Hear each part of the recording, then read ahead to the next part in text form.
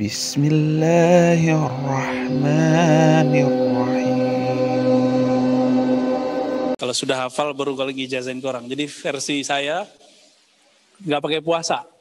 Hizib baharnya nggak ada puasanya. Tapi yang ada hafal. Karena kalau hafal berarti sudah rutin, sudah istiqomah. Itu ciri-cirinya ya. Jadi nggak penting kalau orang mau puasa, tapi habis itu nggak hafal ya sama aja. Tapi kalau antum bisa puasa, lebih afdal.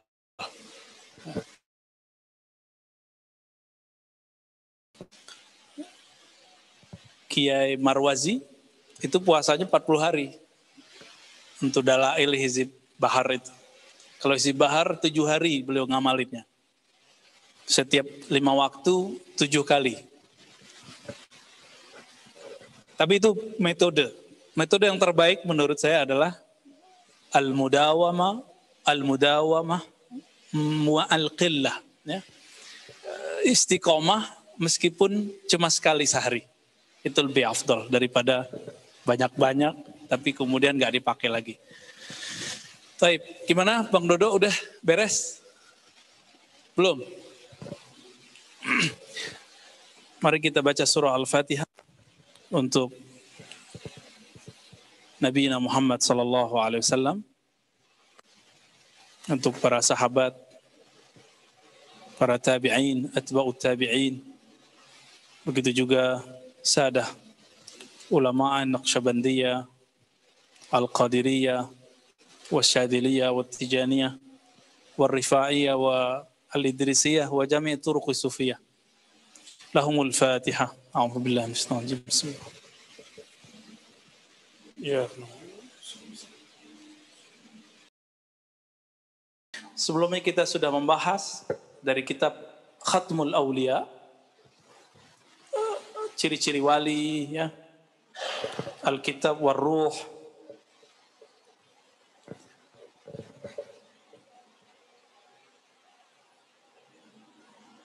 pengangkatan kewalian, Karamatul Aulia. Kemudian apakah wali bisa mengetahui dirinya sa'iyudun au syaqiyah, wali atau tidak wali, kita sudah bahas juga ya.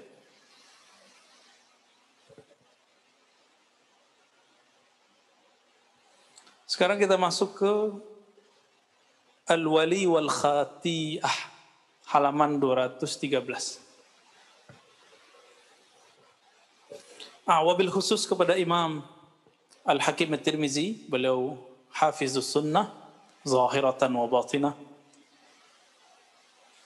dan juga imam yang muttafaq atas kewaliannya, diakui sebagai ahli hadis. Maka saya suka kitab beliau karena ahli hadis iya, wali juga iya, gitu.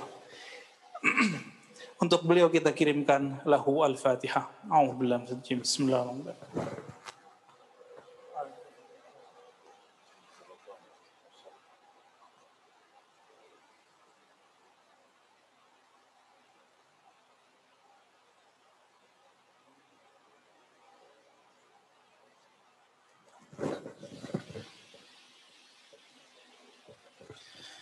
Apa perbedaan keyakinan Ahlus Sunnah dan Syiah dalam meyakini kewalian dan keimaman?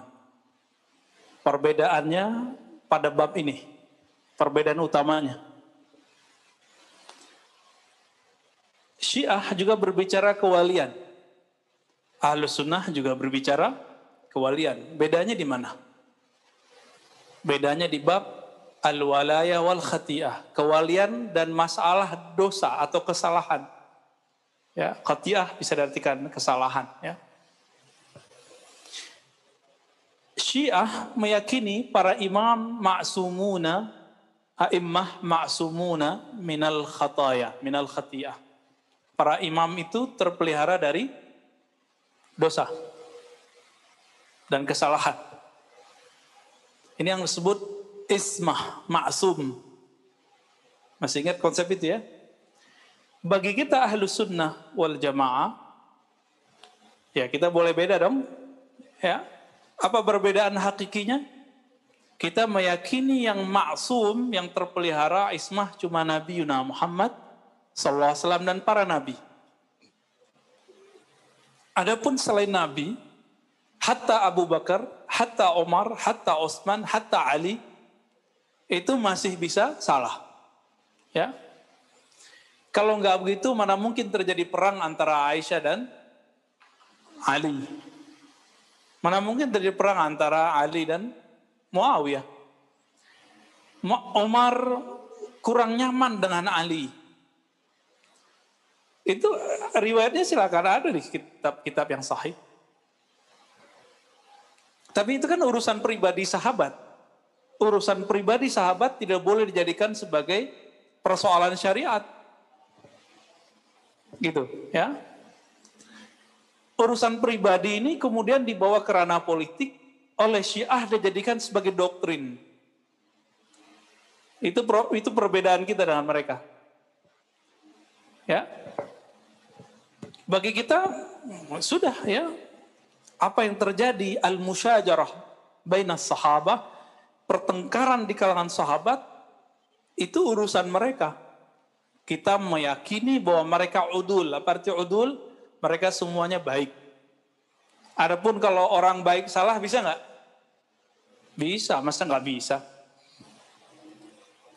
Kalau sahabat saja bisa salah, apalagi para imam lebih bisa salah. Sahabat ketemu Nabi bisa salah, antum bisa bayangkan.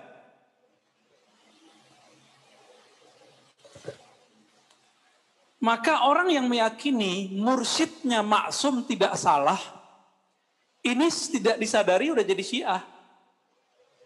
Hati-hati loh ya. Di satu bab doang, satu bab. Tanpa dia sadari. Tapi diakui Syiah enggak. Kalau mau jadi Syiah berat urusannya ya. Antum harus memahami Syiah yang mana dulu nih. Syiah Zaidiyah, Syiah Imamiyah, apa Syiah Ghulat.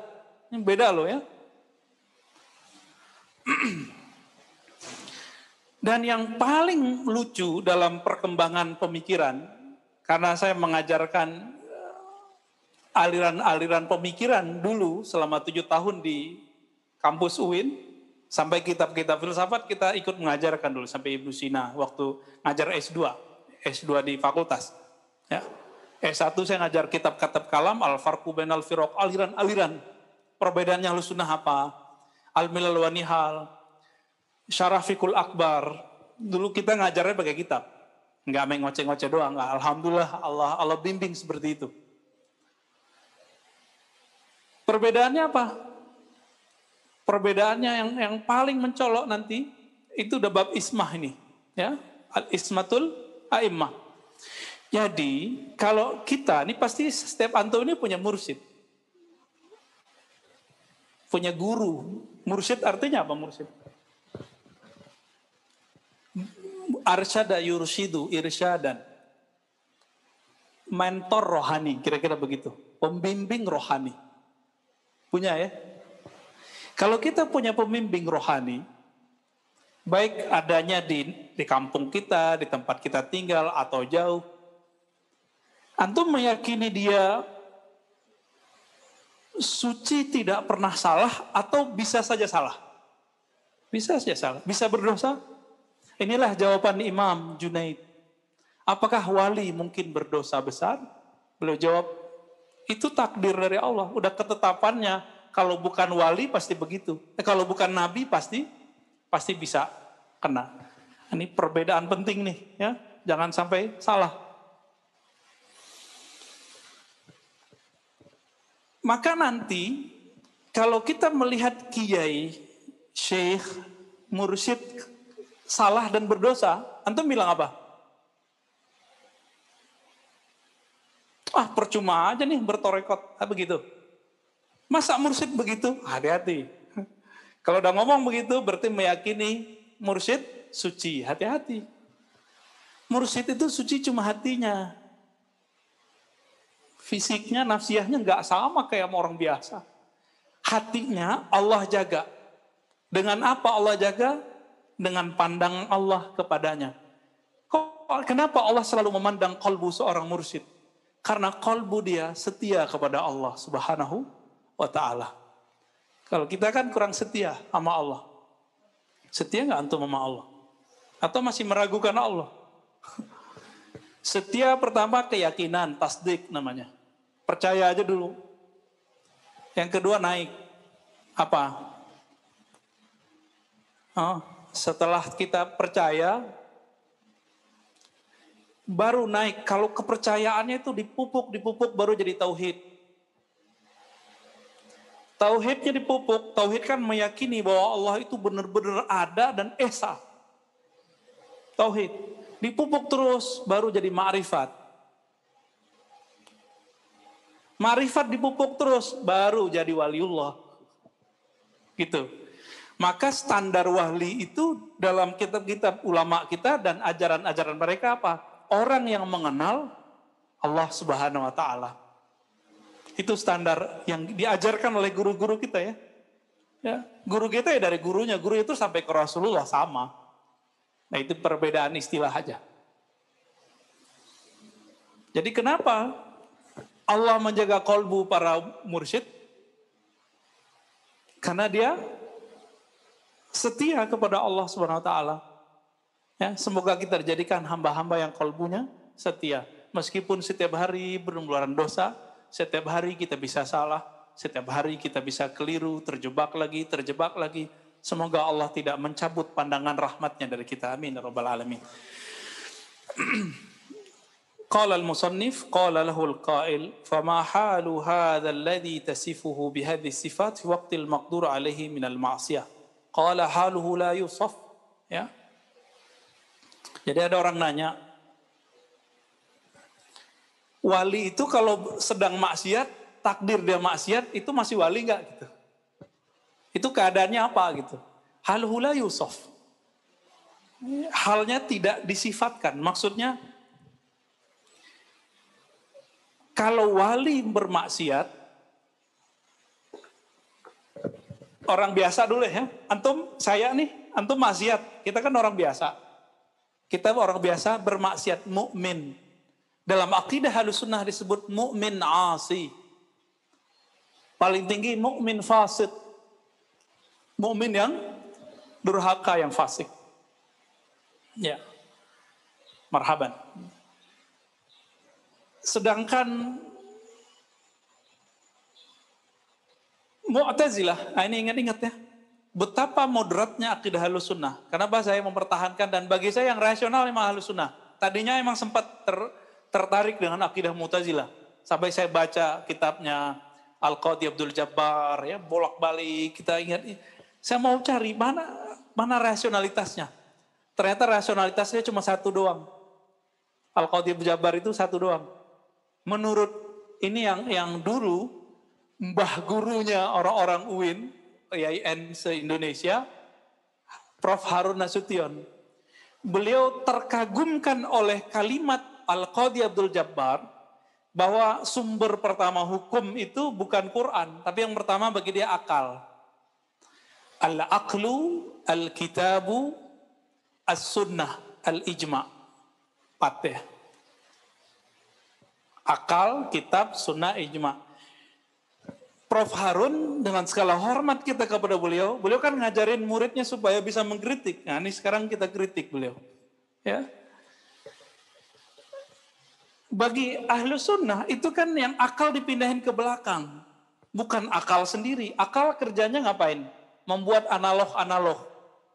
Perbandingan-perbandingan, permisalan. Sehingga muncullah rumusan-rumusan. Kaidah-kaidah. Kalau kaidah ini disepakati atau banyak dipakai orang, baru namanya, kalau disepakati semua, ijma. Jika hanya sebagian tapi relevan untuk kebanyakan disebut nanti qiyas. Jadi bagi Ahlussunnah, qiyas akal yang di depan oleh Mu'tazilah ditaruh nomor 4. Jadi bagi Ahlussunnah, Alkitab, As-Sunnah, ijma, qiyas. Jadi nggak cukup akal, dia harus jadi qiyas. Kalau qiyas berarti akalnya sudah diuji. Itu sebabnya Al-Qadhi Abdul Jabbar kitabnya dikritisi kembali oleh imam kita. Imam Ghazali, ya, Imam Fakhruddin Ar-Razi ini paling kencang di situ nanti. Ya. berikut sampai hari ini. Makanya nggak kedengeran lagi tuh akidah Mu'tazilah kecuali inda Zaidiyah. Jadi akidah Mu'tazilah itu masih nyempil di mana? Masih tersirat di Zaidiyah. Tersirat di Imamiyah. Ada kemiripan dalam usul khamsah mereka. Tapi berbeda dikit ya. Bagi Mu'tazilah, kelompok yang tadi ini, yang mendewakan akal nomor 1, apa kata mereka? Mukmin kalau berdosa, maka disebut mukmin, enggak disebut mukmin, disebut fasik. Dia tidak beriman dan tidak kufur, namanya apa? Fasik. Status fasik ini, kata Al-Qadhi Abdul Jabbar, disebut al-manzilah mainal manzilatain. Status antara dua status. Status mukmin, status kafir. Bukan mukmin, bukan kafir, namanya apa? Bagi dia fasik. Berarti istilah fasiknya Mu'tazilah beda dengan istilah fasik versi Ahlus Sunnah. Saya menganggap diri saya fasik karena saya berdosa tiap hari. Tapi apakah saya menganggap diri saya kafir? Kan enggak. Maka Mu'tazilah menyebutkan orang yang meninggal dalam keadaan berdosa mukmin. Maka nanti kalau masuk ke akhirat kemana perginya? Bukan di sorga, bukan di neraka, bukan begitu. Itu pemahaman yang salah. Tanda nggak baca kitab Mu'tazilah. Cuma sayangnya hampir di semua UIN, IAIN, bahkan di kampus-kampus Timur Tengah yang dipahami seperti itu. Ada tempat antara surga dan neraka. Itu khata' jali. Buka aja kitab dia. Kitab dia sudah ada PDF-nya kok. Kita sudah cetak juga ya. Terakhir anak-anak akidah filsafat saya bacain ini 1 semester. Sebelum saya bilang ke mereka, habis ini saya mau pindah. Mereka bingung mau pindah kemana Pak? Ya nggak jauh-jauh, dekat-dekat sini juga. Kan pindah kampus saja ya. Apa yang tertulis dalam kitab Al-Qadhi Abdul Jabbar Al-Mu'tazili, anehnya dia mazhabnya Syafi'i loh secara fikih. Apa kata dia? Orang mukmin yang berdosa dia jadi fasik, maka dia statusnya bukan mukmin, bukan kafir, khalidan finnar, kekal di dalam neraka. Gimana? Moderat nggak tuh? Coba antum siapa yang mau bilang ini moderat? Ini rasional nggak Mu'tazilah begini? Ada siapa yang bilang Mu'tazilah, ada nggak? Mu'tazilah rasional. Ini kita uji. Jangan terpedaya oleh teks bagian depan. Baca sampai ke tengahnya. Ya. Orang cuma berdosa, mati belum sempat tobat. Kata dia apa? Khalidina finnar. Kekal di dalam neraka. Adil nggak? Padahal Mu'tazilah punya kaidah namanya al-adlul ilahi. Keadilan Allah. Nggak adil ini. Terus amal sebelumnya emang udah nggak dianggap. Ternyata Mu'tazilah itu tekstualis juga. Ya. Bala man kasaba sayyi'atan wa ahatat bihi khati'atuhu faulaika ashabun nar. Terus belakangnya hum fiha khalidun ya. Jadi dia ambil ayat ini. Sebenarnya ini kan ayat tentang orang ahli kitab. Bala, sebenarnya orang-orang yang kasaba sayyi'ah, melakukan, mengusahakan suatu kesalahan, ya, lalu dia meninggal dalam keadaan gitu, itu terjemahannya Mu'tazilah. Maka mereka khalidina fiha. Hum fiha khalidun bagaimana ayatnya? Tolong ditasih. Hum fiha khalidun. Ya, siapa tahu karena ayatnya mirip-mirip kan, bisa jadi kita salah. Ya? Mereka di dalamnya neraka khalidun. Ini gimana menurut antum? Jadi saya mengimbau kepada pembaca kitab-kitab kuning, ini terutama Dr. Isnaini nih, ya. Isnaini lagi ngantuk nih. Atau lagi meresap-resapi nih. Antum yang jago-jago baca kitab nih, yang ngajar di kampus, tolong dicek lagi. Katanya apa Ihya'ul Ilm, menghidupkan ilmu, tapi ternyata teks ininya nggak dibaca kan? Kalau nggak paham diskusi sama yang paham, jangan dibiarin aja ke apa al-akhta al-muqalladah, kesalahan yang ditaklidi. Udah salah orang taklid. Ya, ini persoalan besar ini di dunia-dunia kampus hari ini. Ya. Nah, semoga ini bisa jadi renungan kita nanti. Menurut antum, jadi kalau di kampus-kampus, ini kampus UIN, kampus IAIN, STAIN sama. Sebagian dosennya mengira, saya kan bagian dari mereka, ya tadinya. Mungkin nanti juga bagian lagi. Bahwa Mu'tazilah itu lebih rasional dari Ahlussunnah. Saya bantah itu berkali-kali, mereka nggak mau denger. Kita udah tulis beberapa artikel waktu itu, cuma salah saya nggak publish ya. Pas kita cari filenya udah hilang. File ini lengkap, kita tunjukin semua ini. Di seminar-seminar saya sampaikan. Tapi sudah masuk ke alam bawah sadar, Mu'tazilah lebih rasional. Gitu. Nah ini yang kemudian harus kita kritisi. Ya, ini pemanasan Daisna ini. Ahlussunnah mengatakan apa kalau ada orang dosa, mukmin dosa? Mu'minun fasiqun. Orang ini masih beriman, tapi disebut fasik. Kalau saya nggak nyebut itulah, yang aman, asi. Mukmin tapi durhaka dikit gitu. Atau mukminun yang paling ringan, mukminun muznib. Orang beriman tapi punya dosa. Semua kita punya dosa? Punya. Nah, kita masuk semua itu. Nah, ini versi Ahlussunnah. Maka dalam akidah Ahlussunnah, orang kalau salah, belum sempat tobat, masih ada harapan dia masuk surga setelah dikasih syafaat Rasulullah Sallallahu Alaihi Wasallam. Taib.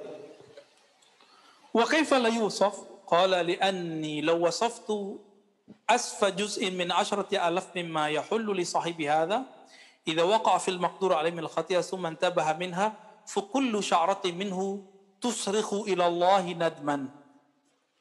Ini penting nih teman-teman. Kenapa seorang wali kalau terjebak dosa belum tentu disebut fasik?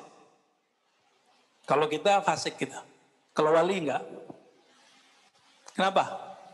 Karena wali jika dia berdosa hatinya langsung berteriak untuk kembali kepada Allah dan dia sadar. Tusrihu ilallah bikulli sya'ratin nadman. Maka ia berteriak menjerit kepada Allah minta ampun dengan setiap helai rambutnya, merinding, dia menangis, dia sujud, dia tersungkur. Ya. Ini perbedaan antara orang beriman biasa dengan wali kalau dosa. Kalau kita dosa, ya udahlah tenggelam sekalian, ya benar ya. Itu kita. Tapi kalau wali, jika dia berdosa, satu helai rambutnya bergetar nangis kepada Allah Subhanahu wa Ta'ala. Maka di saat dia bertobat, itu tobatnya jika dikumpulkan satu kota Jakarta, itu tobatnya ke cover sama tobat dia. Ini kalam Nabi dulu ketika ada orang bertobat dari satu dosa, lalu dia minta dihad, diberi sanksi. Orang-orang menghina orang yang minta disanksi ini. Apa kata Nabi? Wahai sahabatku, seandainya rasa taubat yang ada di kolbunya wuzzi'at ala ahlil Madinah lakafat. Ya, atau kama qala sallallahu alaihi wasallam. Seandainya ditebar itu rasa taubatnya untuk seluruh penduduk Madinah, maka rasa ini mencukupi semua dosa ahli Madinah. Kenapa? Karena setiap helai rambutnya, setiap tetes darahnya berzikir. Inilah yang disebut dalam Thariqah Naqsyabandiyah dan Qadiriyah dan Syatariyah, Syaziliyah, zikir al-jami' atau kullul jasad. Semua jasadnya berzikir. Zikir tingkat kedua dalam kurikulum Naqsyabandiyah itu zikir lataif, ada namanya zikir lataif, menzikirkan seluruh yang ada dalam tubuh kita. Kadang-kadang begitu cara Allah untuk membuat seseorang terbuka hijabnya. Taat terus, gak dibuka-buka. Kenapa gak dibuka? Dia merasa sesuatu dengan taatnya, maka Allah sedikit senggol dia, jatuh ke maksiat, di saat itu rohaninya menjerit.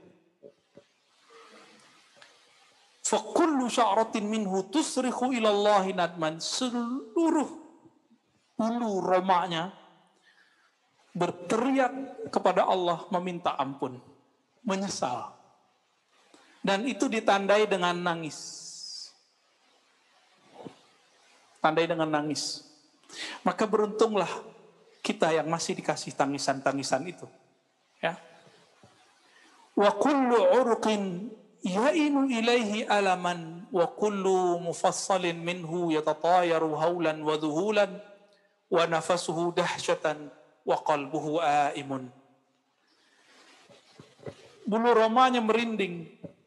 Apalagi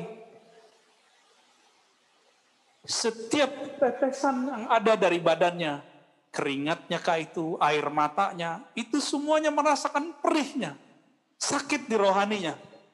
Orang kalau nangis biasanya karena kejepit ya. Sakit, nangis gak? Orang susah hidup nangis. Orang terharu nangis juga, tapi biasanya karena kejepit. Karena ruhnya merasa terjepit, dia menangis kepada Allah SWT. Maka semua keringatnya yang panas, ya, air matanya mengalir. Itu adalah taubat. Inilah makna dari nadam. Nadam itu penyesalan. Setiap anggotanya yatatayaru haulan wa zuhulan, lemes, tersungkur sujud, ya lemes di hadapan Allah SWT. Nah, ini rasa orang tobat. Antum kalau tobat begitu enggak? Kayaknya harus kena maksiat dulu kayaknya. Enggak lah ya. Nafasnya dahsyat, nafasnya berat. Gitu. Orang kalau nangis gimana? Gitu ya. Nanti antum kalau diajak istighfar jamaatan begitu tuh. Nanti kita buat insya Allah talqin jama'i. Maka yang hadir, yang lama yang baru, yang lama amalkan zikir yang sudah ada, yang baru datang atau yang sebelumnya online, amalkan ya hayyu ya qayyum setiap 5 waktu 40 kali. Amalkan dulu itu sampai terasa ringan, baru antum sudah bisa ditalqin zikir. Biar masuk nama Allah di kalbu kita, mengamalkan sunnah talqin zikir yang Nabi ajarkan kepada sahabat-sahabat. Ya. Fa idza lahaza jalalah kadat nafsuhu tuzhiq wa idza lahaza mahabbatah ishta'ala naran fa ahraqat musarayanuh masarinuh wa yakadu kabduhu yataqatta'. Ya. Nah, ini masih sama nih. Ketika dia memperhatikan jalalnya Allah. Nah, perhatikan. Apa beda jalal dengan jamal? Jika seseorang mendapatkan nur jalal, maka orangnya berasa takut terus kepada Allah. Ada rasa yang di rohani kita dua. Khauf, rasa takut. Yang kedua, raja, rasa harap. Benar? Jika Allah memandang kita dengan al-jalal, dengan sifat jalalnya, apa arti jalal? Keperkasaannya, itu bikin orang ketakutan. Dulu pernah punya guru killer nggak? Bener, istilahnya killer ya.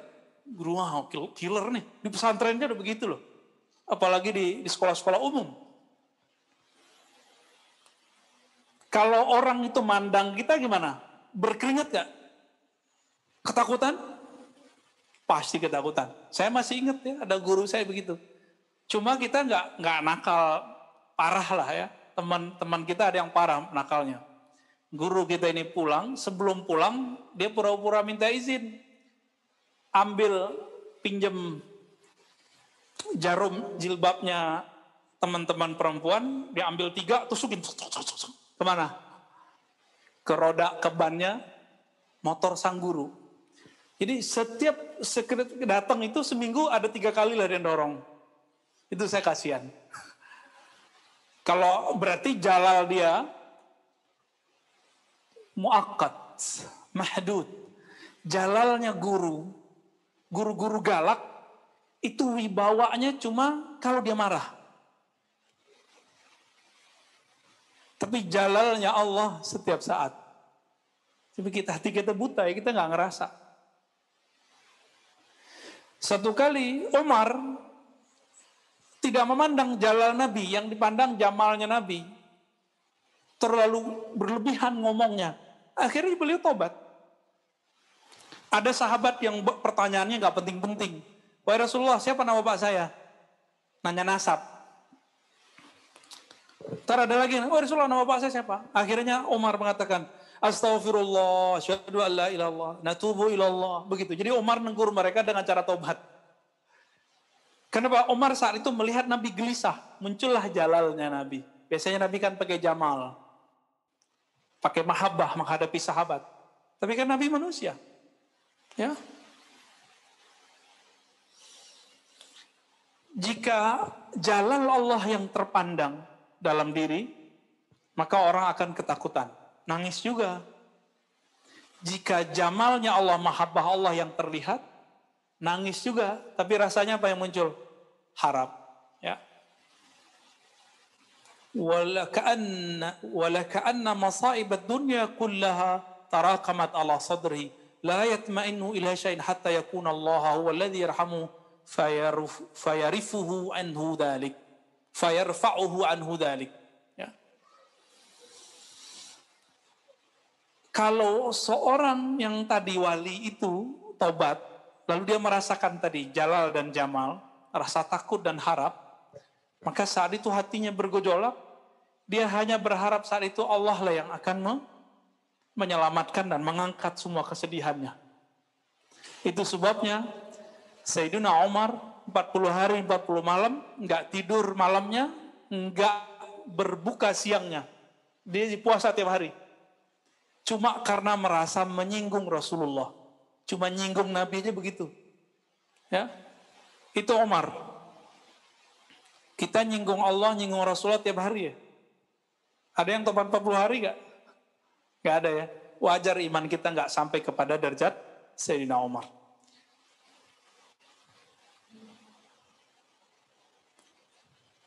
Indak kitab ya Ibnu Salihin. Fadl, ikra ma bimikrofon hada. لا كلاهما. Ya, silakan. Panji bin Salihin.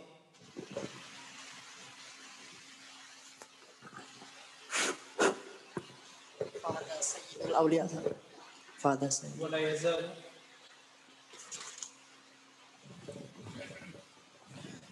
Bismillahirrahmanirrahim. Wala yazalu hadha kayyan ala qalbihi famata yazulu anhu atharu dhalikal kay kullama nadhara ila athari hadzal kay fadat abaratuhu wij'an wa hayaan hatta yu'tifullahu alaihi fayatmasu dhalika minhu. Qala lahul qail innaka la tasifu amran ala ghairi sabili ma asyara ilaihi Yahya ibnu Mu'adz rahimahullah.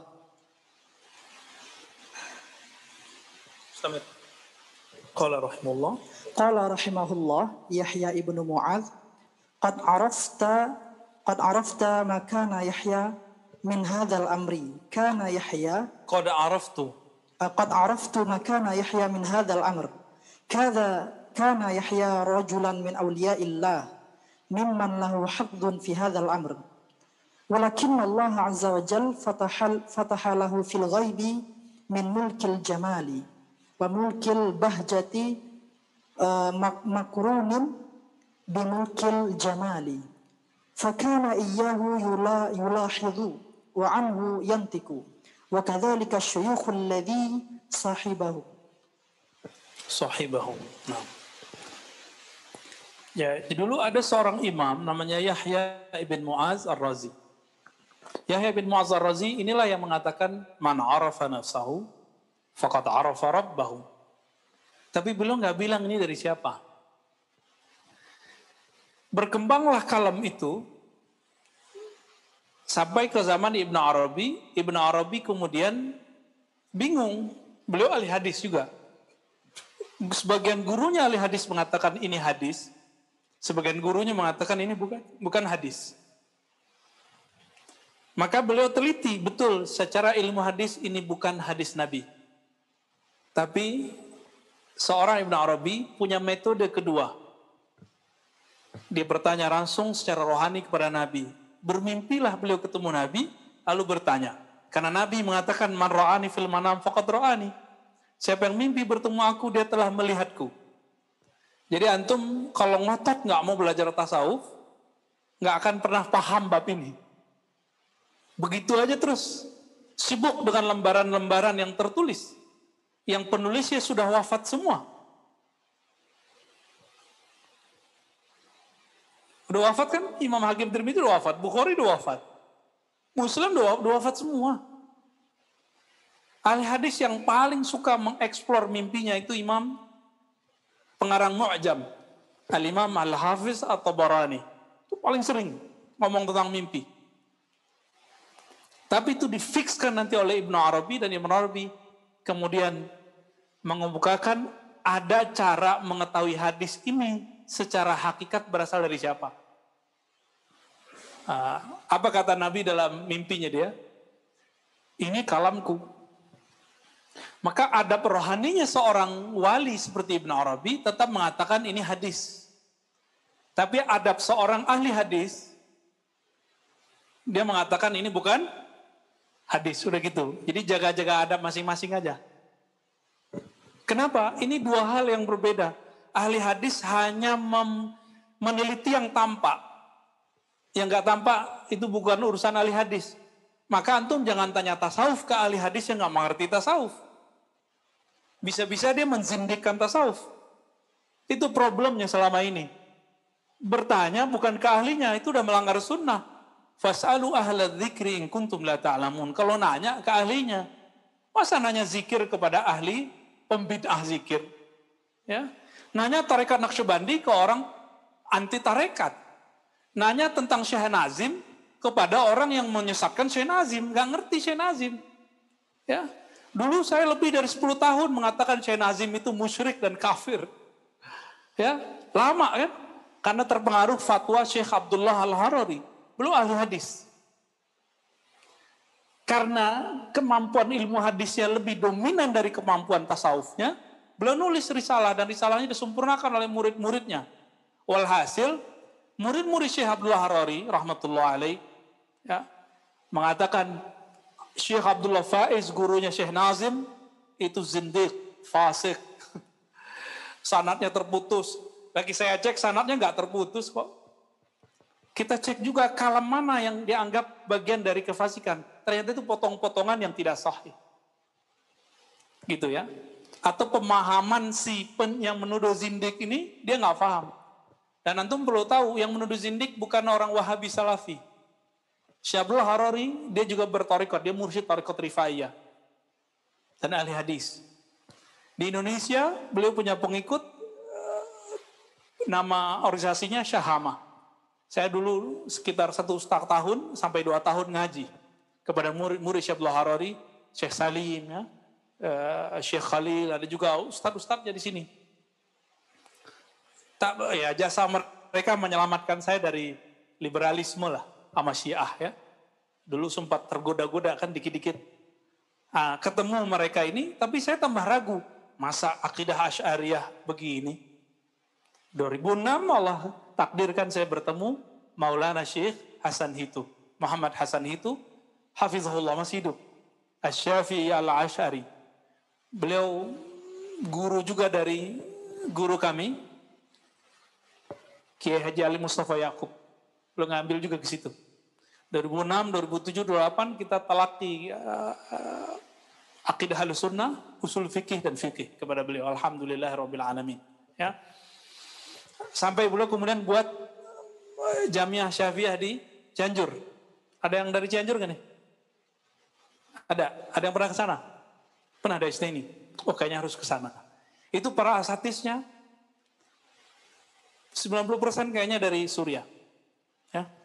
Syafi'i, Hafiz Quran mereka ya. Hafal Matan Zubar itu mereka pada hafal. Kayak kiai kita, syekh kita dulu. Ada yang bakal qiraah sab'ah, Masya Allah, dahsyat-dahsyat ya. Kembali ke Al-Imam Yahya ibn Mu'az Ar-Razi. Jadi ada Ar-Razinya loh ya.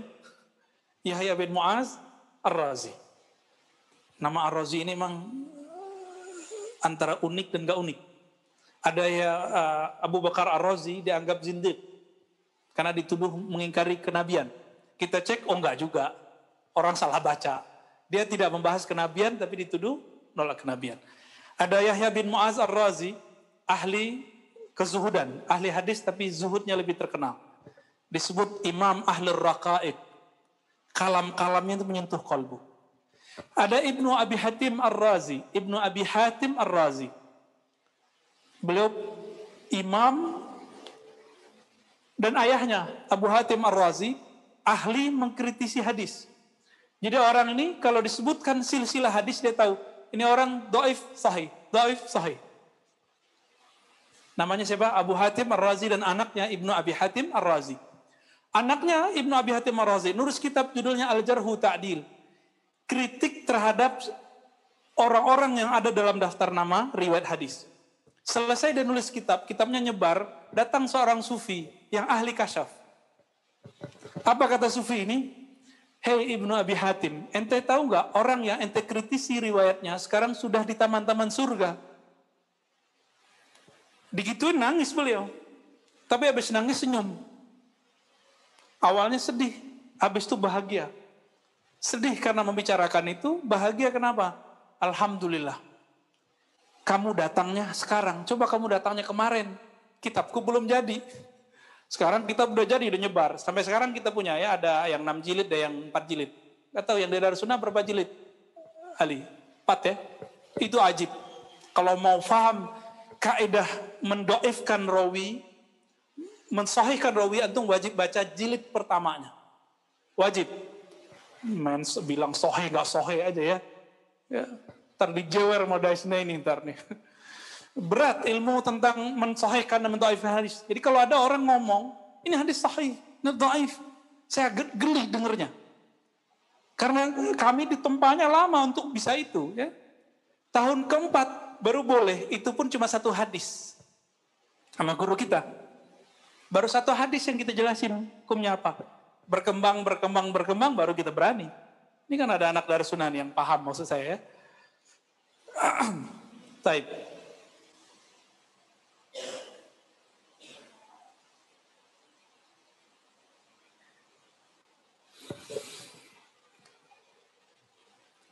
Penjelasan ini berbeda mazhab dengan Imam Yahya bin Mu'az Ar-Razi. Jadi Imam pengarang kitab ini menjelaskan ahwal wali ketika maksiat itu berbeda dengan Yahya bin Mu'az Ar-Razi.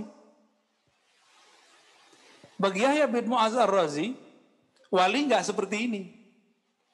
Maka dibantah oleh seseorang. Apa kata beliau? Kata orang ini, innaka la tasifu amran ala ghari sabilil ladzi asyara ilaihi Yahya bin Mu'az Ar-Razi. Kamu kok menjelaskan wali dan masalah dosa berbeda dengan Yahya? Apa jawaban muallif Imam Al-Hakim At-Tirmizi? Rahimallahu Yahya.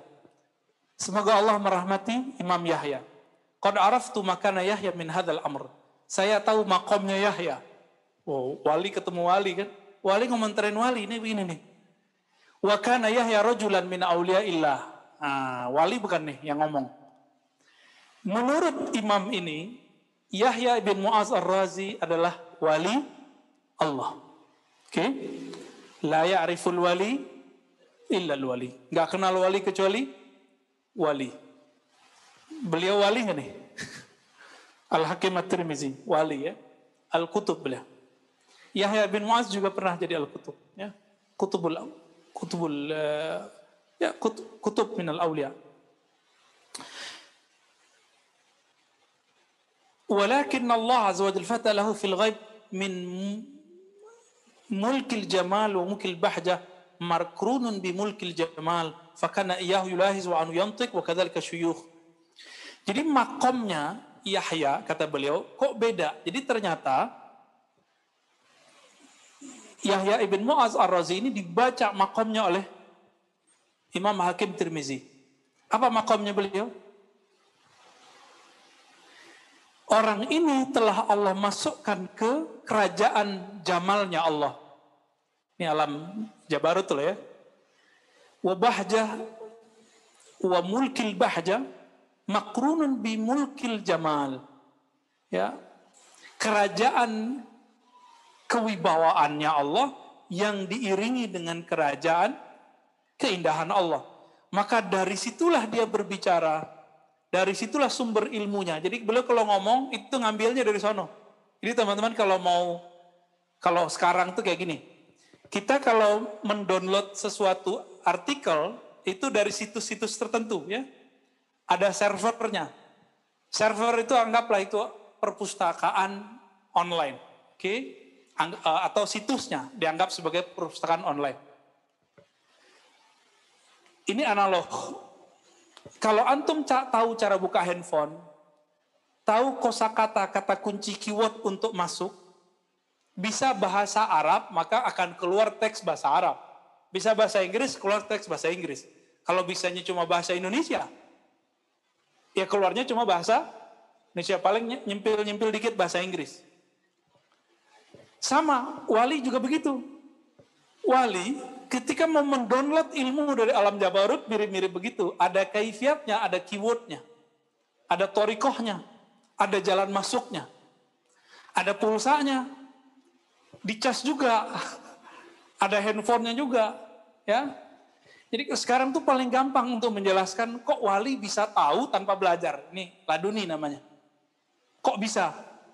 Karena dia punya handphone di dalam kolbunya. Smartphone-nya itu terlalu cerdas. Ya antum mungkin masih RAM-nya RAM 3 gitu ya. Kalau dia RAM-nya udah 10. Kita belum ngerti, udah baca. Kira-kira begitu. Sekarang kan yang paling tinggi berapa? 6, 8 RAM-nya? Gak tahu ya? Gaptek semua nih. Sama saya juga ya. Sahibu hadzal mahal ya. Al-unsu ghalibun ala qalbi. Jadi Imam Yahya ini merasakan mahabbahnya Allah itu lebih tinggi. Orang kalau sudah mahabbahnya tinggi, maka muncul namanya, orang kalau udah cinta, mesra nggak? Mesra itu bahasa Arabnya unsiyah. Maka ada sahabat yang sangat bisa bermanja dengan Nabi, yaitu Anas bin Malik. Namanya udah Anas ya. Anas, termasuk Anis, itu pecahan dari itu. Tapi nggak tahu kalau Anis Jakarta ya. Kita doakan semoga Allah bantu semuanya. Ya, amin ya rabbal alamin. Al-unsu ghalibun ala qalbi. Kemesraan bersama Allah itu meliputi kolbunya. Wal ma'nus munbasit wa yukhrijuhu inbisatuhu ila al-idlal fa illam ya'simhu Allah wa yu'iduhu saqat. Li'anna al-jamal yuzibuhu fayufqiduh wal bahjatu tujishu faturmi bihi misluhu masaluhu kamasali qadra fiha min kulli shay'in min al-atayib wa man tahtaha lahbun nar fa idha istadda ghaliyan al-qadr jasha bima fiha faramat bi atayibihi wa dasamah wa fi hadha al-maqam yuskimu al-qawl wa man arada Allah bi khairan qaddamahu min mulkil jamal ila mulkil jalal ila mulkil kibriya ila mulkil haibah hatta yuqdimuhu ila malikil mulk ila mulkil fardaniyah. Dulu masih ingat, mungkin kajiannya masih ada yang direcord 10 hijab wali, masih ingat ya? Silakan dicari di kajian ribat. Ya, itu masih ada. 10 itu bukan tartib. 10 itu bisa aja orang masuk dari tengah, bisa dari kiri, bisa dari bawah, bisa dari atas. Jika seorang seperti Imam Yahya bin Mu'adz Ar-Razi, maka dia mulai masuknya dari mana gitu. Dia mulainya masuknya tadi mulkil jamal, lalu mulkil bahja, lalu mulkil balik ke bahjah dengan jamal dan selanjutnya. Tapi beliau mengatakan ya, fi hadzal maqam yuskimul qaul. Kalau orang sudah sampai di maqam ini, maka kata-kata akan keluh. Kadang-kadang kata-kata nggak tepat. Maka Allah itu jika mau diperjalankan orang dari Jamal ke Jalal, Kibriya, Haibah, terus Malikul Mulk dan Fardaniyah. Ini kalau nyampe di Fardaniyah teman-teman, ini agak sedikit berbahaya. Nyampe di Fardaniyah. Fardaniyah itu artinya keesaan, ketunggalan. Orang kalau sampai ke ketunggalan, tapi akalnya nggak Allah jaga. Yang terjadi seperti Hallaj dan Syekh Siti Jenar. Maka muncullah fardan, itu kan artinya apa? Itu ketunggalan. Di saat itu seorang hamba tidak memandang dirinya. Saat itu yang terlihat cuma Allah. Maka si hamba ngomong anallah. Bahaya nggak? Bahaya ya? Kenapa? Akalnya nggak dibalikin saat itu. Ini yang disebut sakar, dia mabuk dalam wahdaniyatullah, keesaan Allah. Dia masih hamba nggak? Masih, tapi dia merasa diperjalankan ke sana. Tapi dia tetap hamba. Inilah teguran Ibnu Arabi mengatakan, al-abdu abdun, war-rabbu rabbun. Hamba ya hamba, Tuhan ya Tuhan, Allah ya Allah. Walaupun sudah begitu, Syekh Siti Jenar Hallaj jadi Allah nggak? Enggak. Tetap terjadi menjadi hamba Allah. Ya. Itu sebabnya secara al-adab al-Muhammadi, Syekh Siti Jenar Hallaj itu kena. Apa buktinya? Di zaman hidupnya mereka sudah diadili. Apalagi di alam barzah. Ya, ada pengadilan loh di alam barzah. Ditanyain tuh, kenapa ente ngomong anallah, aku Allah gitu. Kenapa dia ngomong begitu? Nanti dia bisa jawab. Jawaban dia nanti akan diselesaikan. Karena mereka berbicara sesuai dengan makom yang Allah berikan. Sedangkan orang-orang nyeleneh sekarang ngomongnya asal-asalan.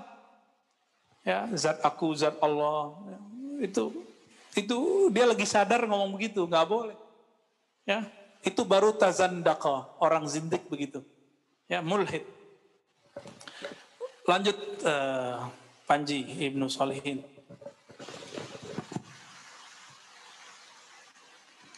Fa'idha staddad. Ya. Fa'idha fahayhati ayyakhtura dhalikal kalamu bibalin muqaddam dzikrihi wa qad arafna dhalikal qawla wa huwa qawlun sakimun ghairu maqbulin mimman qalahu wa in kana lahu haddun minal wilayati. Ini rumusan teman-teman. Ghairu maqbul mimman qalahu wa in kana lahu hazzul walayah. Jadi bisa saja wali, dia wali nih, tapi kata-katanya tidak diridhoi, nggak diterima oleh ahli akidah. Itulah kasusnya Syekh Siti Jenar. Antum coba lihat, yang mengadili Syekh Siti Jenar wali juga bukan? Siapa walinya? Sunan cuma Sunan Kalijaga yang bisa. Yang bisa mengimbangi beliau cuma Sunan Kalijaga. Ya, itu Sunan wali tapi dari Indonesia. Nah, ini uniknya. Ya, orang Tuban ya. Tapi kuburannya di Demak ya. Walau alam saya nggak tahu mana yang asli ya, karena kuburannya banyak sekali.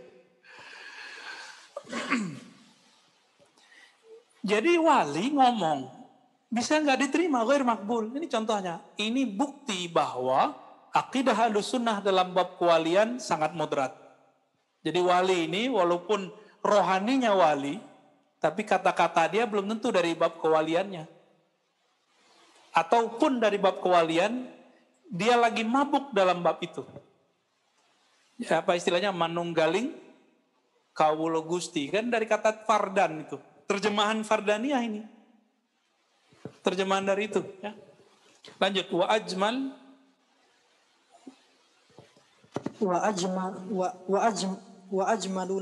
ajmalalakal qawlu inna man takhaballahu al-waliyya wa balagha bihi hadhil manazila liyaj'alahu hujjatan ala ahlil mawqifi wa liyaral malaikata aiba wal yaral malaikata aiba qaulihim.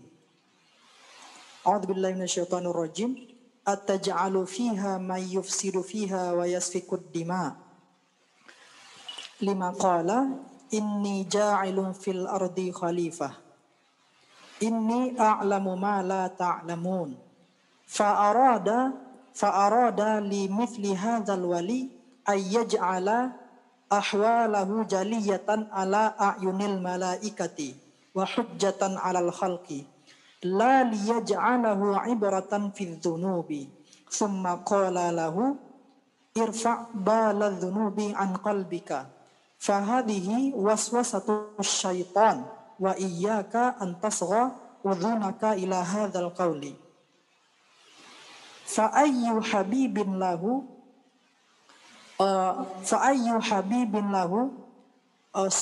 sadaqal mahabbah fi qalbika wa anta tajhadu nafsaka ala mukhalafatihi fa in badat minka jafwatun la taskhu nafsuka an tastakirra hatta tu'tibahu wa mithlu hadha yuqliluka fi adamiyyin. Wa kaifa tatahanna bi ta'amin aw bi syarabin qabla an tu'tibal karimal jalil fa innahu law lam yurfa' dhalika dzikral ma'siyah an qalbika bi lutfi rahmatihi ba'da hinin wa ba'din mahtarakta fi hubbihi fa kaifa tajidul qarara. Ya, baik. Kenapa wali harus terjadi pada dirinya maksiat? Enggak terjaga dari dosa. Apa jawaban beliau tadi? Supaya menjadi ibrah untuk para malaikat. Tapi ini pertanyaan juga. Allah kan ngomong, wahai para malaikat, inni ja'ilun fil ardi khalifah. Wahai malaikat, aku ingin menjadikan di bumi khalifah. Apa jawaban malaikat? Ataja'alu fiha may yufsidu fiha wa yasfikut dima. Ya Rabb, kenapa engkau menciptakan di bumi, menjadikan di bumi khalifah yang merusak di bumi, yang menumpahkan darah? Pertanyaannya, malaikat berarti udah lihat dong. Gimana? Itulah sebabnya ada muncul teori Adam sebelum Adam. Tapi itu diperdebatkan ya. Wallahu a'lam. Jadi malaikat sudah lihat. Ada manusia suka bunuh-bunuhan. Kalau di bumi ngerusak. Yang ngomong siapa? Malaikat. Malaikat gak mungkin dia tahu kalau dia gak lihat. Gak mungkin cuma ngelihat di takdir. Bab takdir gak mungkin. Kira-kira begitu. Mungkin ada Adam sebelum Adam kali, wallahu alam ya. Nah, ini jadi perdebatan panjang. Saya tidak mau masuk ke sana, tapi Imam Ibnu Katsir pernah menyinggung itu dalam tafsir Ibnu Katsir. Bahkan Ibnu Qayyim, sahabat dan juga seniornya, pernah membicarakan sorga yang bukan sorga. Manusia yang sebelum manusia ini. Ya, dalam kitab Hadil Arwah sebagiannya. Wallahu alam. Maka teman-teman yang melakukan Allah, fa'arad al-mithli hadzal wali yaj'al ahwaluhu jaliyatan ala a'yunil malaikah. Jadi ini dijadikan ibrah untuk kepada para malaikat atau jadiin bukti untuk malaikat bahwa emang ya manusia emang begitu. Gitu ya. Baik, ini kitab Khatmul Auliya. Kita langsung ke kitab yang kedua aja. Buah kitab apa? Subat. Ya. Bismillahirrahmanirrahim. Terakhir apa Panji? Daisna ini nih, apa yang terakhir nih?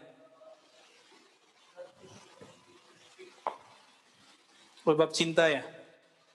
Oh, yang akidah.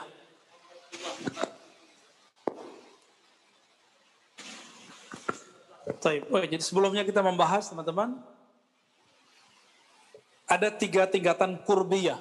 Ada kurbul arkan, ada kurbul jinan, ada qurbul arwah, kedekatan fisik, taat secara fisik, ada kedekatan secara kolbu, ada kedekatan secara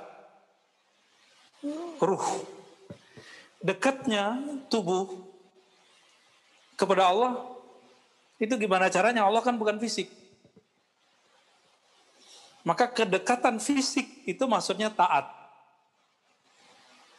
Lalu kita suka di rumah-rumah yang menjadi simbol dari syiarnya Allah. Suka ke masjid, suka taklim. Nah, itu antum lagi mendekatkan diri dengan arkan. Dan yang hadir hari ini pertanda kalau kurbul arkannya sudah lolos. Masalahnya sekarang kurbul kolbu. Jinan pajanan. Ya. Kurbul qalb, kedekatan kolbu. Kedekatan kolbu cuma dengan satu hal. Ala bidzikrillah tatmainnul qulub. Hanya dengan menyebut nama Allah. Kalau nama Allah sudah masuk ke dalam kolbu, maka otomatis sifat-sifat buruk akan berkurang.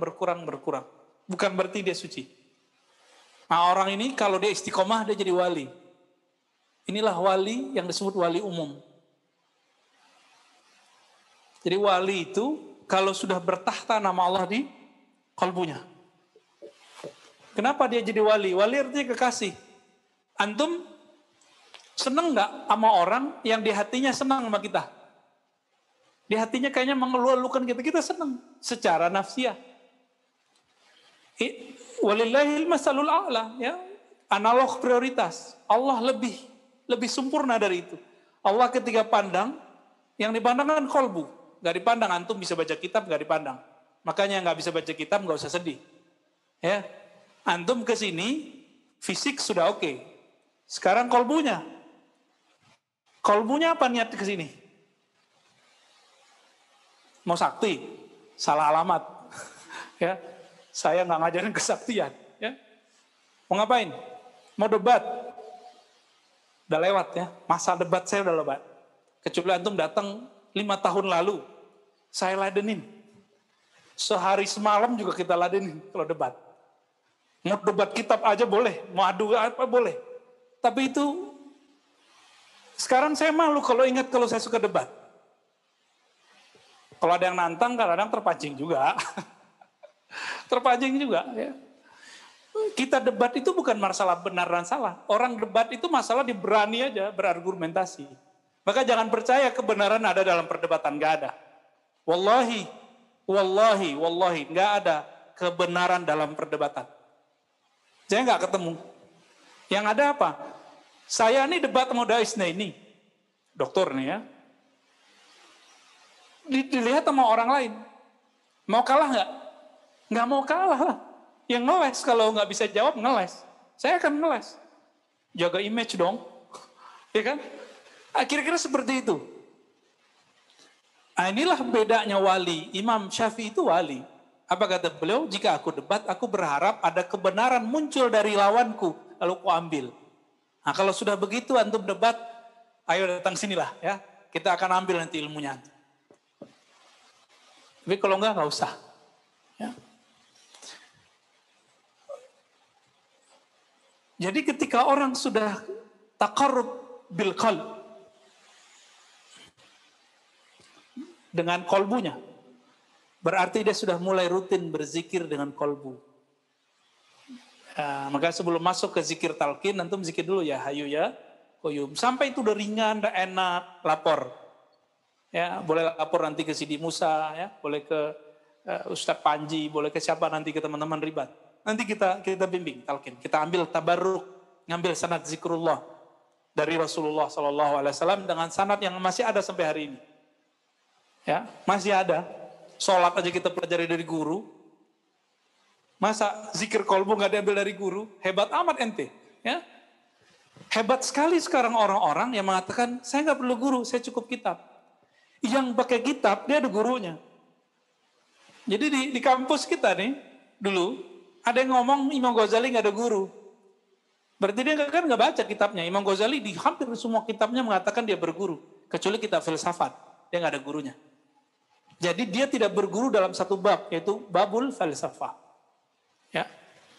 Dan kedekatan yang ketiga itu birruh. Ruh itu kedekatannya adalah zauqul ma'arif. Jadi beda zauqul asma dengan zauqul ma'arif, itu beda. Kedekatan kolbu menyebut nama Allah. Sebut nama Allah enak. Biasanya guru-guru tarekat tertentu sudah ngasih ijazah muridnya. Padahal belum itu, ya. Dia harus sampai ke babul ma'rifah, kedekatan ruh, baru permanen itu orang. Ya. Dulu nyebut nama dengan kolbu, sekarang mengenal yang punya nama. Itulah yang disebut ma'rifat. Ma'rifatul musamma. Jadi kalau torikot kolbu, zikir khofi, nyebut nama Allah. Ya Allah, Ya Allah, La ilaha illallah, Ya Rahman, Ya Rahim, itu kita sebut namanya. Sekarang antum tahu nggak siapa itu Allah? Karena Allah bukan benda, maka nggak bisa diceritakan. Maka hanya bisa dirasakan, disebut dzauq. Oleh karena itu, orang-orang ini berhak dapat gelar arifin. Arif, orang yang bermakrifat kepada Allah. Jadi tolong jangan sembarangan bilang Syekh Al-Arif, Syekh Al-Kutub Al-Wali. Jangan sembarangan, ini berat. Nggak semua orang dapat gelar itu. Ya.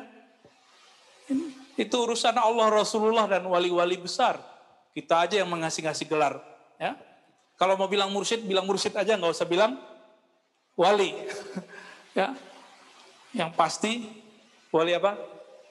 Wali murid, wali kelas. Bismillahirrahmanirrahim. Al-Imam Izzuddin bin Salam dengan sanad kita kepada beliau berkata, "Summa alam anna sayyid al-barr al-latifa yulatifu 'abdahu ad-dha'if fa yu'amiluhu bi sifatil ifdal la bi sifatil ijlal la bi sifatil jalal fa innahu law 'amalaka bi sifati jalalihi la taqatta'at nayatu qalbika li faqdil wusul ilaih." Teman-teman yang mulakan Allah, Allah itu kenapa di Quran lebih sering menyebut Bismillahirrahmanirrahim, bukan Bismillahil jalali wal ikram? Kenapa? Bismillahil qahharil muntaqim. Serem gak dengarnya? Dengan nama Allah yang maha memaksa, muntaqim, yang membalas siksaan seseorang. Kalau itu kita sering baca, kira-kira gimana? Serem ya? Bismillahil muntaqim. Gimana? Bismillahi zintiqamin. Waduh, serem ya. Bismillahilladzi yu'azzibu man yasha. Dengan nama Allah yang menyiksa. Gak ada tuh ayat begitu, gak ada. Gak ada permulaan ayat itu begitu, gak ada. 114 ayat.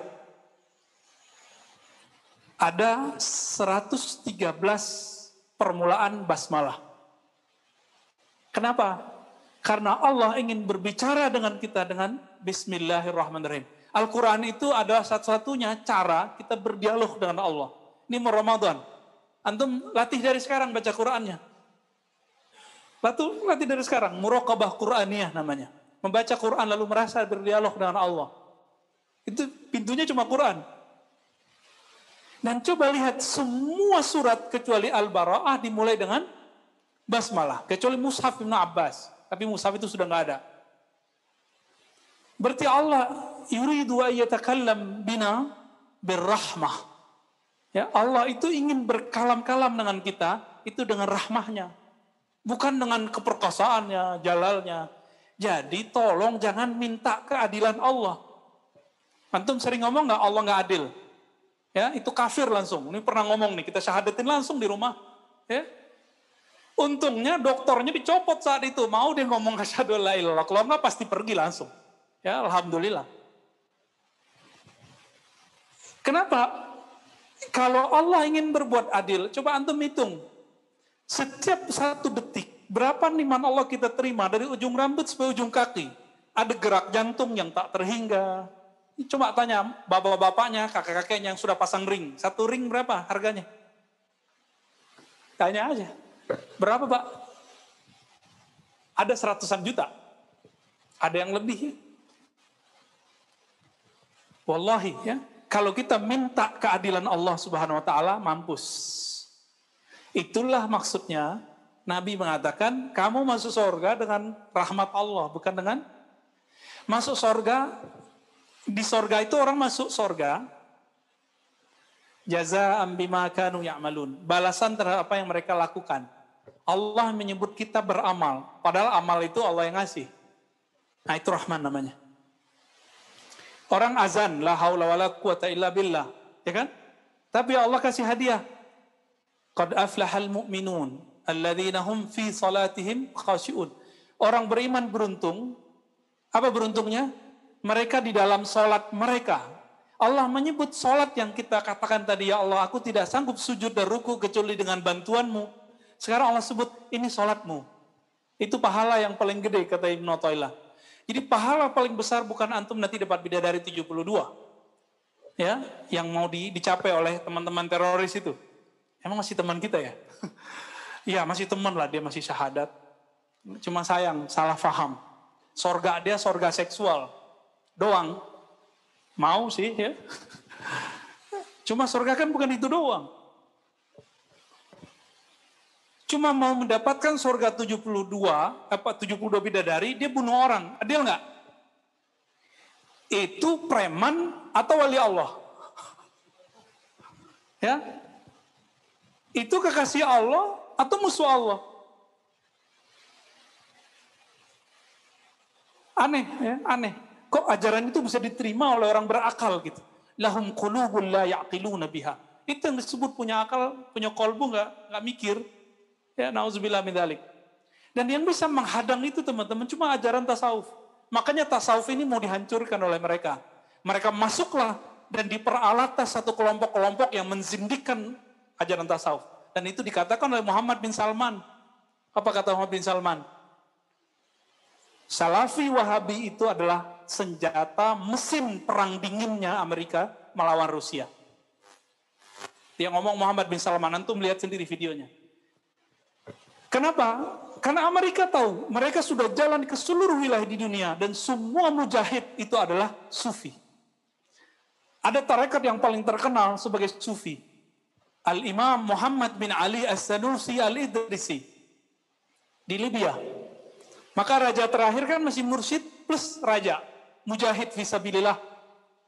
Muhaddis. Anda bisa bayangkan. Raja, ahli hadis, sufi, mursyid.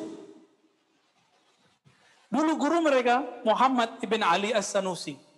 Beliau, anaknya, turunannya semuanya mursyid.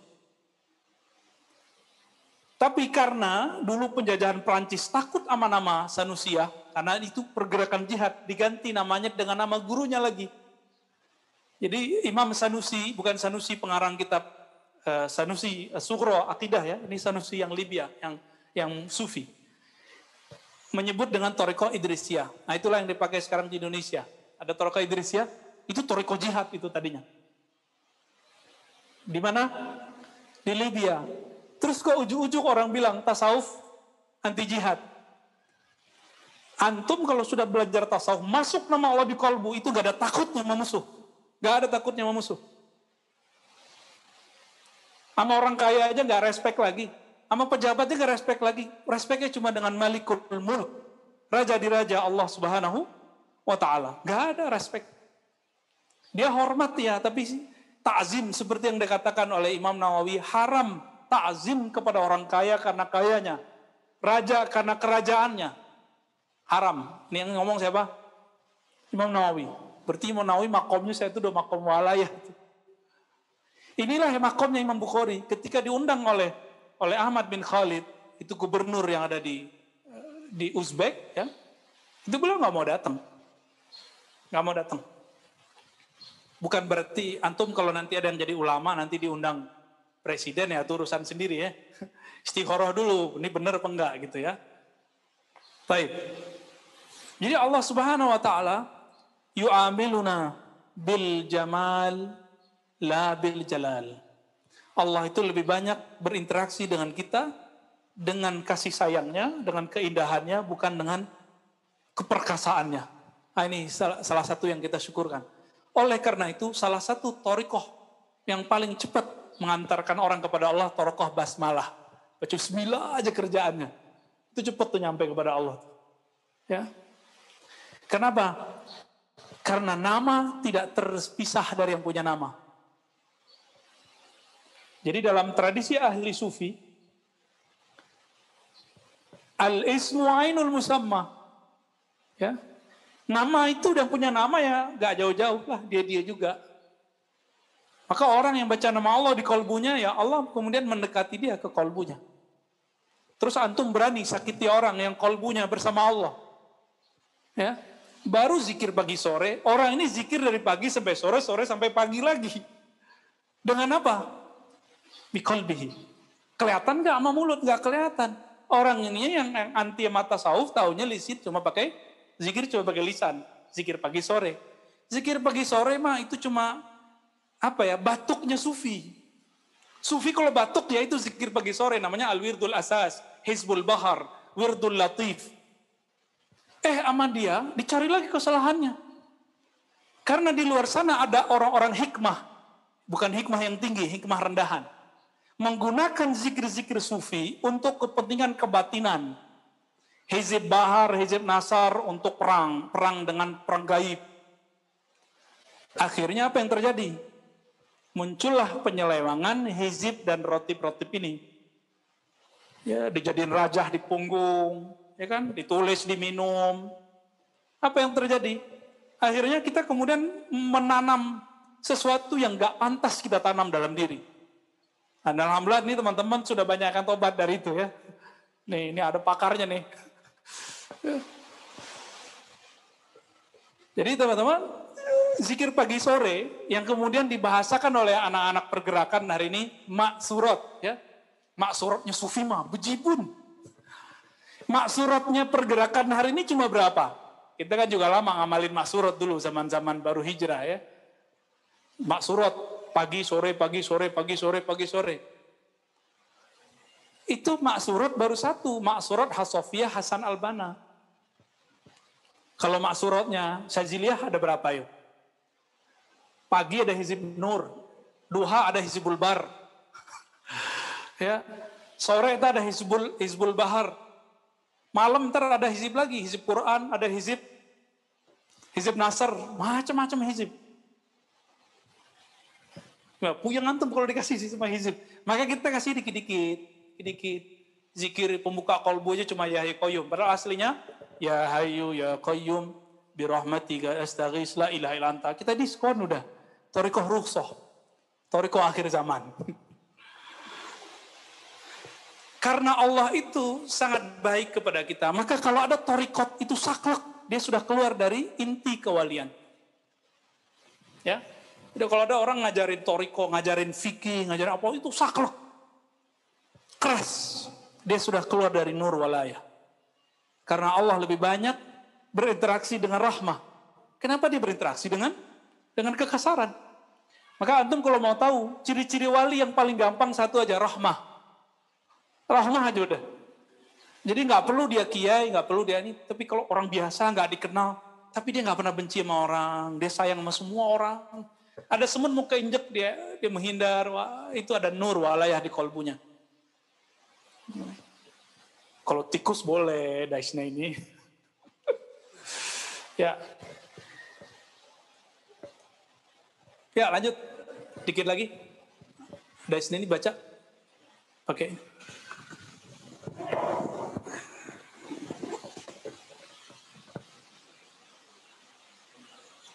Bismillahirrahmanirrahim. Fakullama zadathu ta'ziman zadaka takriman.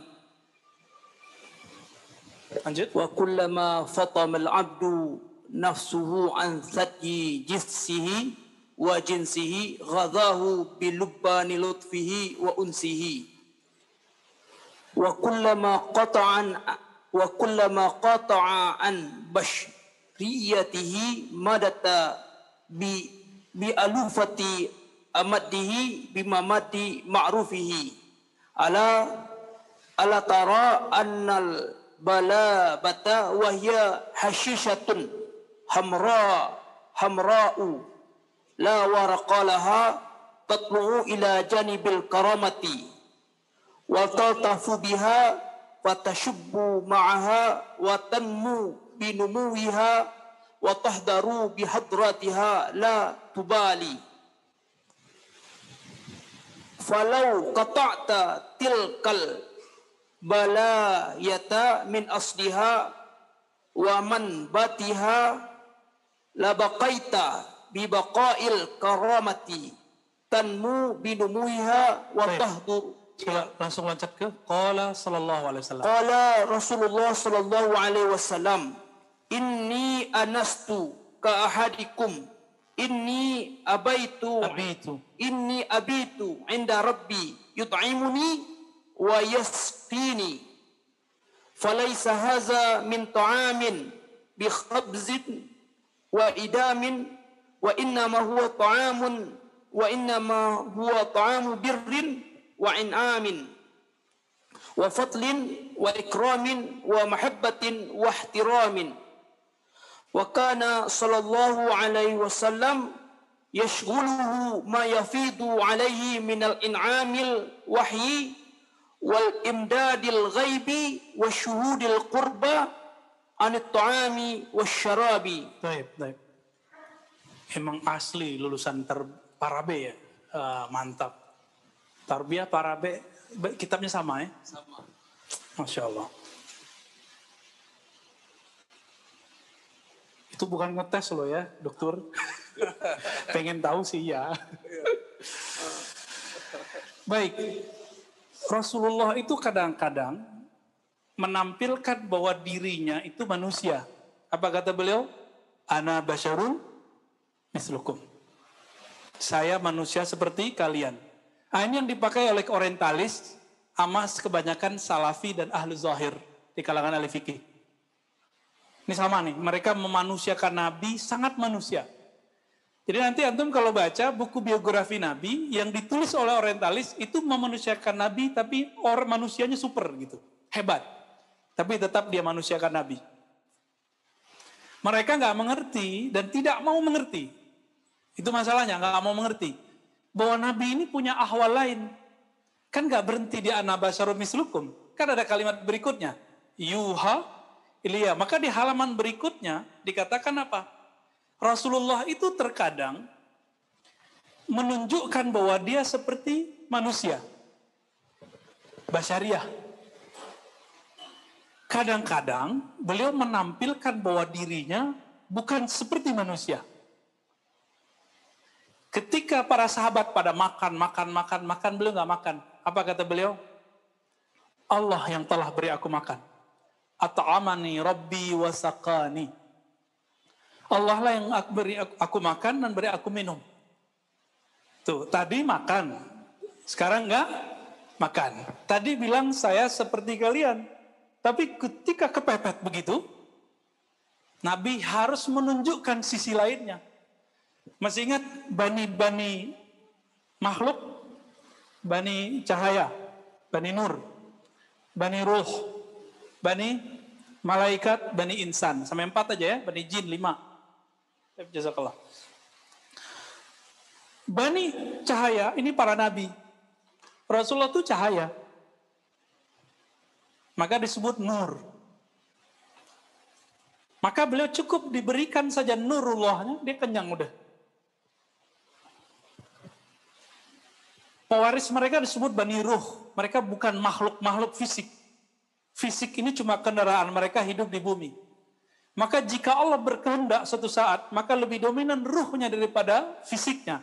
Maka jadilah mereka sampai 309 tahun hidup. Itu Bani Ruh. Siapa itu? Ashabul Kahf. Uzair. 100 tahun. Itu yang bisa bertahan apa? Ruhnya. Jadi antum gak usah khawatir kalau gak makan sebenarnya. Ini kita nakut-nakutin ya. Nanti ketika Dajjal keluar, sebelum Dajjal keluar, seperti Nabi dulu pernah berjuang 3 tahun paceklik, barangkali nanti juga akan 33 tahun paceklik sebelum Dajjal keluar. Wallahu a'lam. Ini kan kita menganalogkan dari sirah Nabi. Seandainya nanti terjadi gimana kira-kira? Maka kita harus kenal ruh kita siapa. Kalau kita nggak kenal ruh ini siapa, nanti mau makan gimana? Bisa antum nanti makan anak sendiri ntar kan? Nggak tahan, ngelihat bayi, kayaknya dagingnya lumayan nih. Nanti bakal banyak orang jadi kanibal selama itu. Selama fitnatul dajjal itu bakal menjadi puncak. Dan Nabi sudah kabarkan itu. Ini yang saya takutkan. Ya. Maka ma'rifatun nafs, ma'rifatur ruh, lazimun wajibun fardu ainin. Jadi mengenal diri itu bukan sunat lagi teman-teman. Kalau bertorekot, oke lah antum gak usah bertorekot deh. Gak mau torekot Naqsyabandi gak apa-apa. Gak mau torekot Syadzili gak apa-apa. Tapi harus kenal ruhnya siapa. Kalau emang itu yang jadi hijab, gak apa-apa. Tapi kenali ruhnya. Ruh itu makannya apa? Enggak, kolbu yang makannya zikir. Ruh makanannya apa? Anta abudallah ka'annaka tarah. Maka sahabat nanya ketika Nabi mengatakan, nanti Dajjal keluar 40 hari. 1 hari sama kayak setahun. Apa kata sahabat? Sahabat gak mikirin makan loh. Antum masih mikirin makan. Apa kata sahabat? Wahai Rasulullah, apakah cukup sholat kami 5 kali atau gimana? Gitu, pertanyaannya gitu. Jadi yang kepikiran oleh mereka adalah makanan rohani. Untuk bisa bermuajahah, berhadap-hadap dengan Allah, itu sholat kan? Anta abudallah ka'annaka tarah. Engkau sholat seakan memandangnya. Yang dipikirkan sahabat itu, kebayang kualitas rohani mereka. Terus antum berani bilang sahabat itu fasik, seperti kelompok-kelompok tertentu ya. Kualat orang begitu. Ya su'ul khotimah antar itu. Jadi kenapa ada orang 309 tahun nggak mati-mati karena ada ruh. Nah, ini ruh musannya. Selama ada ruh di badan, antum nggak makan juga masih hidup. Apakah 6 ya, 6 ashabul kahfi itu ketika bangun mukanya kurus, kan nggak disebutkan? Nggak disebutkan kok. Apakah mukanya kayak tengkorak, kan nggak ada juga. Ada nggak riwayatnya? Malah digambarkan cakep-cakep gitu ya. Makanya Dajjal itu benci sekali dengan ashabul kahfi. Masuklah ke ilmu ruqyah. Ilmu ruqyah ini kan ilmu campur majinologi. Akhirnya sekarang orang-orang yang tidak bersanad ruqyahnya itu menjadikan kaligrafi nama ashabul kahfi itu sebagai bahan olok-olokan. Dianggap itu sumbernya setan. Yang bilang itu sumber setan, dialah setannya di dalam dirinya. Kan banyak tuh ruqyah sekarang begitu, bener gak? Hati-hati loh ya, kita ngeliat di YouTube dan itu berkembang. Dia pukul-pukul, dihancur-hancurin kaligrafi nama ashabul kahfi. Mereka nggak tahu, wali itu namanya udah sakti. Namanya udah mujarab. Apalagi orangnya. Ya. Baik. Udah jam berapa nih? 5? Oke, 6 kurang 5. Mau tanya jawab? Ada? Ada apa enggak?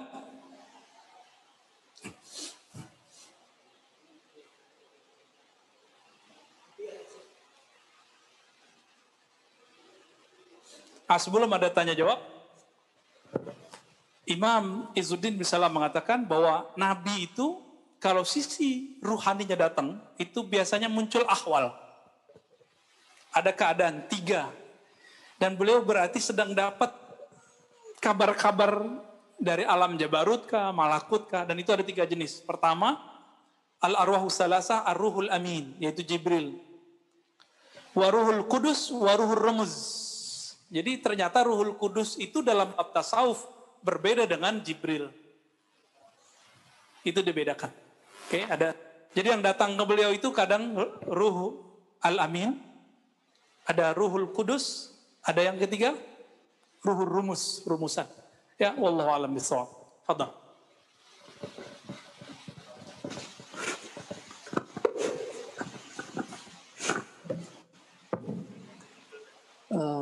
هناك سؤال واحد من مملوك باللغة العربية. السلام عليكم ورحمة الله وبركاته. لو سمحتم يا شيخي، هل يمكن وقوع المشاهدة فقط بغير المكاشفة البصرية في عبد؟ شكرا لكم. Nggak jelas. Ya Syekhi, hal yumkin wuqu'ul musyahadah faqat bighairil mukasyafah al-basariyah fi abdin. Bighairi mukasyafah Al-basariyah. al-basariyah. Al-basariyah. Oke. Ini suaranya yang bagus, kosono ke sini kurang bagus. Benar? Jelas nggak di situ?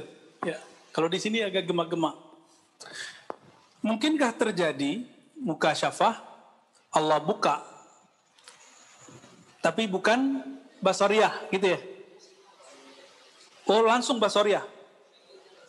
Oh ya, oke. Mungkinkah terjadi tersingkap alam gaib itu dengan mata? Mata ini kan cuma alat doang. Coba yang melihat mata ini atau ada satu chip di dalam diri kita namanya basor.